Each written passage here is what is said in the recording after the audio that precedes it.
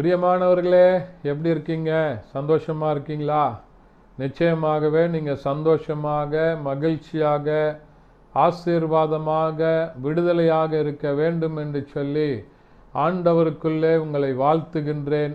ஆண்டவர் உங்களை ஆசீர்வதித்து வழிநடத்த உண்மையுள்ளவராய் இருக்கிறார். தொடர்ந்து இந்த காலையில் கர்த்தருடன் என்கிறதான யூடியூப் சேனலை தவறாமல் பாருங்கள், மற்றவர்களுக்கும் அறிமுகப்படுத்துங்க. ஆண்டவர் உங்களோடு கூட இருந்து உங்களை ஆசீர்வதிப்பாராக.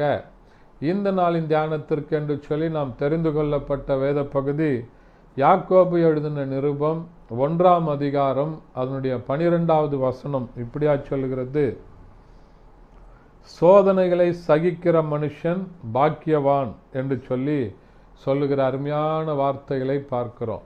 பாக்கியவான் என்று சொன்னால் ஆசீர்வதிக்கப்பட்டவன் என்று அர்த்தம்.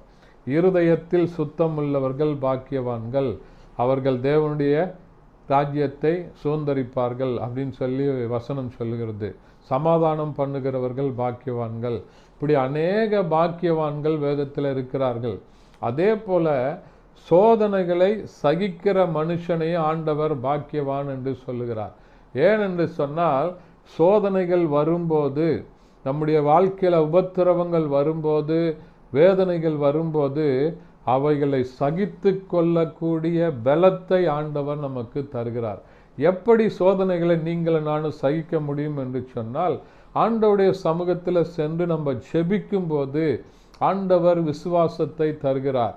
உலகத்தில் இருக்கிற காரியங்களை காட்டிலும், நமக்கு வருகிற சோதனைகளை காட்டிலும், நமக்கு வருகிற உபத்திரவங்களை காட்டிலும், வியாதியை காட்டிலும், கடன் பிரச்சனைகளை காட்டிலும், தேவைகளை காட்டிலும் ஆண்டவர் பெரியவராக இருக்கிறார். ஆண்டவருடைய சமூகத்திற்கு சென்று நம்ம விசுவாசத்தோடு ஜெபிக்கும் போது ஆண்டவர் நம்மை ஆறுதல் படுத்துகிறவராக இருக்கிறார். அந்த சோதனைகளை சகித்து கொள்ளக்கூடிய பலத்தை ஆண்டவர் நமக்கு தருகிறார். சோதனைகள் என்பது நிரந்தரம் அல்ல.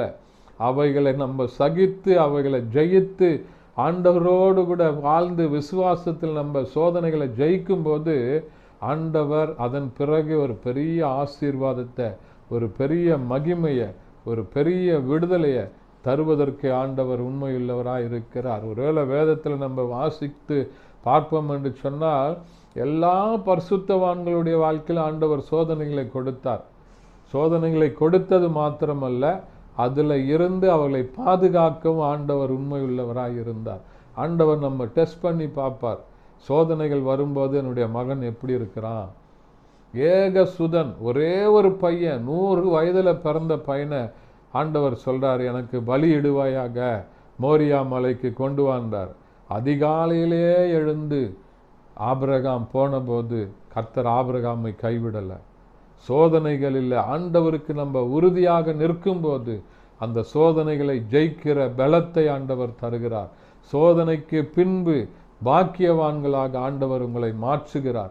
அப்படிப்பட்ட பாக்கியத்தை பெற்றுக்கொள்ள ஆண்டவர் உதவி செய்வாராக. ஜெபிக்கலாமா? பரிசுத்த பிதாவே, மை துதிக்கிறோம், மை ஸ்தோத்தரிக்கிறோம், உடைய நாமத்தை மையப்படுத்துகிறப்பா.